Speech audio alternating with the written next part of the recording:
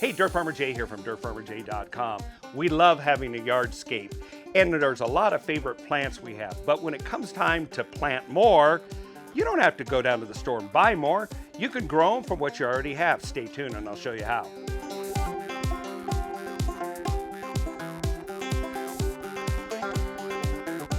Hey, Dirt Farmer Jay from dirtfarmerjay.com. If you have a yardscape that you're planting, there are 3 ways you can get more plants. 1, you can go down to the nursery and buy some. But for us just do-it-yourselfer types, that's not the best option. Well, there's 2 different ways you can do it yourself. 1 is to buy seeds and plant them. The other kind is to get cuttings from plants and clone them and grow them yourself. Now, sorry kids that are listening here, this is also known as asexual propagation. If you go back to biology class, seeds are actually sexual propagation. There's a male and female contributor. The offspring of the plant is a product of contribution of the 2 parents, whereas this type of growing is we're cloning. We take a cutting and it is without sex. We're just simply cloning a plant and getting an exact chromosome duplicate of the parent plant. Now, doing this is surprisingly easy and only takes some basic supplies. You should know right off that time of season really makes a difference. My favorite time to clone plants is mid to late summer, and that's because the cuttings on plants are hardened off. They're called semi-hard cuttings. Early in the season, when you have lots of greenery coming out, those are called softwood cuttings, and they tend to root fairly easy, but they're very tender. There's a lot of mortality with them. Whereas in mid to late summer, you have semi-hard cuttings where they're hardened up enough and there's enough vitality and structural strength and resources in them that they tend to do pretty well with rooting, which is called striking. When a plant cutting shoots out roots, it's said to have striked, okay? So if you get these plants to strike, there's a couple conditions. One is that midsummer works very well. Now, there's also hardwood cuttings that are done at the end of the season when the wood is all hardened off in preparation for the winter. But for our purposes, we're going to do semi-hard cuttings. And to do so, it doesn't cost a lot and it's not real complex to do. You're looking at a basic set of supplies. You need some perlite. That's going to become your growing medium. It's sterile. It's very loose. It holds moisture, and it is a perfect thing structurally to hold the cuttings, as well as to provide the moisture it needs to get the root fibers to start. You need a propagation chamber of some kind. I like these plastic tubs because they're translucent. I can lock them down to hold moisture in them, and it allows light in, and that can control, as these have been sitting in for a while, the cuttings, the amount of times I take it on and off to dry them out and to harden them off. I like to use some different resources. This is another thing. We have them in the description below. This is a great little resource from Cornell University, but almost all the agricultural colleges have all sorts of resource sheets like this that tell you how to do cutting propagation for particular types of plants, and all of them are slightly different. The plant you're looking at right here is what's called a Grolo Sumac. It's a great understory plant. It's not real showy, but it does a lot of lower growth, can grow to about 6 foot in diameter, chokes out weeds, creates a lot of greenery, maintains moisture, controls erosion. It's a great plant, and it responds very nice to these cuttings. It happens to be one of the plants that was listed in this particular guide. There it is, the Grolo aromatic sumac. And there was a lot of other ones there as well. But you can download these sheets for the things you're interested in. It'll tell you how to do this. So there's a sheet. You need a little bit of rooting hormone right here. This is available either online or any of your favorite gardening centers. I know if you go to Lowe's or Home Depot, they'll have this in their gardening center. You need a spray bottle just with plain water that you can mist like that with, very fine mist that'll coat the surfaces of the plant. You'll need a pruner, and that's about it. this is actually one of the plants here. So we're going to show you how to set up a growing chamber. Let's go ahead and get to it. All right, well, let's start with a basic setup of a growing chamber. Now, what I did is I bought this clear plastic tub characteristic. You could use an old aquarium, by the way, if you've got one of those, a glass-side aquarium. This particular one cost about $18, but it'll get used over and over and over again. And you can probably plant about 24 plants in this, or cuttings in it at a time. So the economy of this, of getting all these plants that normally would cost you anywhere from $10 to $30 a plant, depending on its size and variety, you can see the economics of this get there pretty quickly. Then you get a bag of perlite, and this is actually enough to do 2 propagation chambers. And by the way, this gets used over and over again, so it's not a one-time purchase.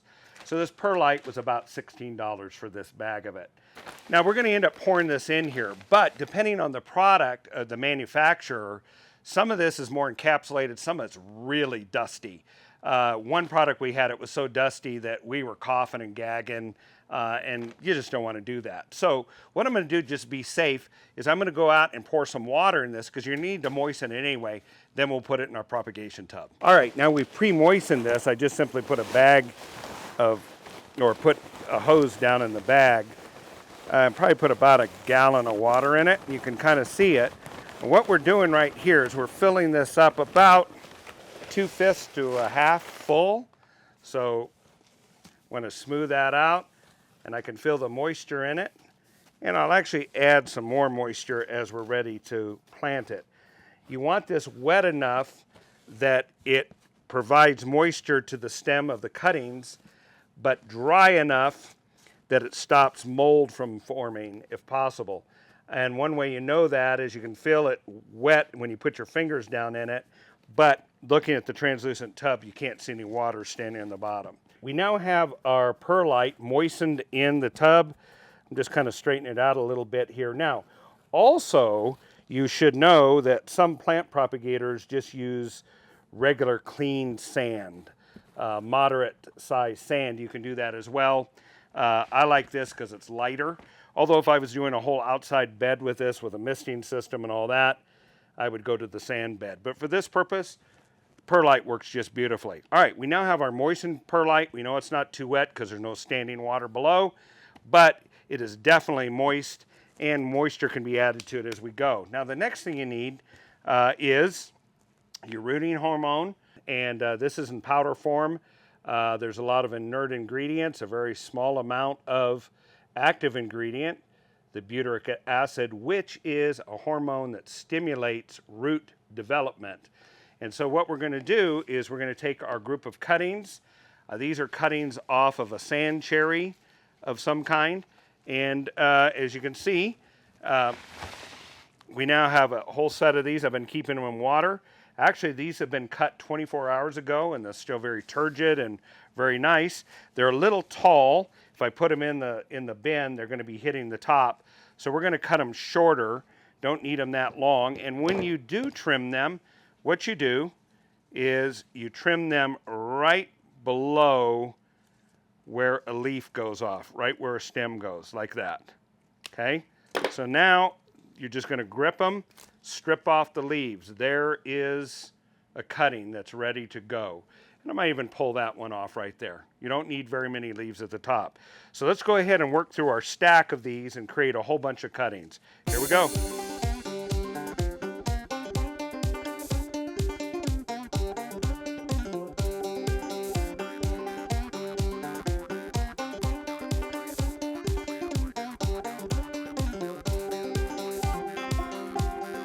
Now that we have all of our cuttings, and notice how compact this is. These are 10 cuttings right here. I'm going to end up with probably 8 of 10 of these will work well ultimately. But if I get all 10, hey, it's great. Very compact. The first thing I'm going to do is square off all the ends. Get them all so they're down the same. You don't have some up like that. You get them all pulled down the same.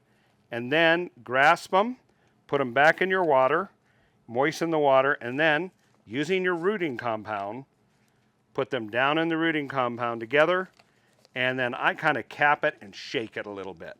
And when you do that, you've got rooting compound coating the ends of the stems. And if you feel that's not enough, although that's for this variety, I think we're going to be just fine, you can double coat them, you can keep coating them. Now you've got your cuttings. The next thing you're going to do is go ahead and stick them. So now we have this. We're just going to simply, I'm going to just do 2 rows of 5. And I'm just going to stick them in, firm it, give enough room so that the leaves do not touch each other. Another thing I've learned is you always want the leaves up off the surface. Anytime you have leaves too close or touching the surface of the growing medium, you'll tend to have rot, fungus, mildew, and so forth. So right here, we're just going to go ahead and stick those a little bit longer one, but that's okay. And we'll go ahead and do that.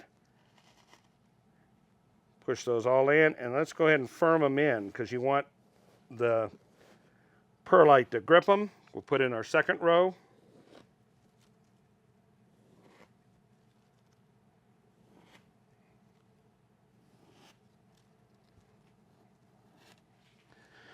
All right, let's go ahead and firm those in as well. And now, either I could fill up the whole thing here. You could put different kind of cuttings. I will tell you that if you do different kind of cuttings, something we learned firsthand, I want to pass on to you. Keep a journal. Write what it is in the tubs. If you have multiple tubs like we do, we have an A, B, C, D tub. We'd say what tub it is, what end we start with. I put an X on one end, so I know working from the X away from it. I had 10 of this, 20 of this, 12 of that, whatever it is, because your memory doesn't serve you as well as you'd like it to when you've got lots of different cuttings. Another reason you want the journal is not to identify the plants, but how they responded to this treatment. I found that different plants take longer to strike. For instance, the Grolo Sumac, it put out copious amount of roots in 2 weeks. However, some of the privet that I was growing, it took almost 4 weeks to get the same results. So what's the next thing you need to do? Well, now we need to moisturize the plants, and just using water in a plant mister or sprayer, you just go ahead and mist this all down, get all of the surface of the plant really coated nicely where it's not necessarily running off, but it's very moist, and you can see lots of droplets on everything there. It's ready to go. Then you're going to go ahead and lid the box and trap the moisture. Then put this in an area where there's indirect light. Light comes in through the side. I kind of rotate it from side to side. And you're going to leave this about for 2 weeks. If you feel this drying out or the moisture isn't holding, then go ahead and add some more moisture. Again, no standing water. I mist these about every other day to keep it nice and moist. And the reason you're doing that, remember, everything wants to live. But you've taken away this plant's roots. You've taken away some of its ability to photosynthesize. And what you've done is say, make roots. Well, that takes energy to do that. So anything you can do to support it, give it moisture both along the stem down at the bottom, as well on the leaf surface, allows it to put its resources to creating the roots to strike. All right, well, let's look and see what the results are when you do this. After this is set for a couple weeks, this is the results you're going to get. A different propagation tub growing Grolo Sumac.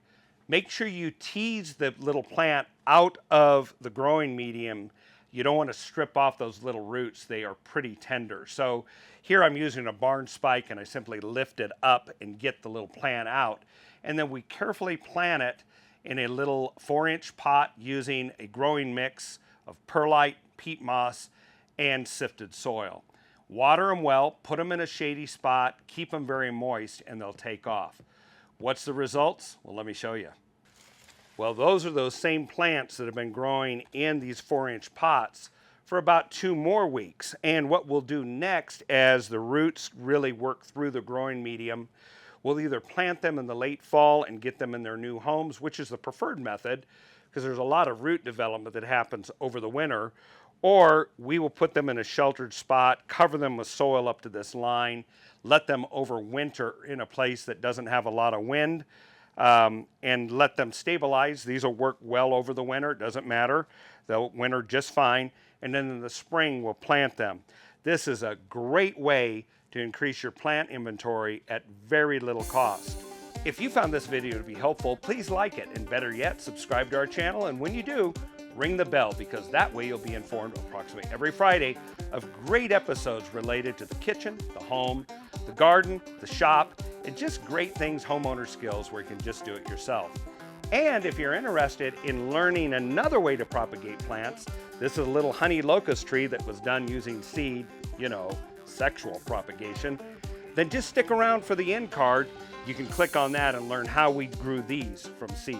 Until the next time, this is Dirt Farmer Jay from dirtfarmerjay.com, going out to plant some more plants.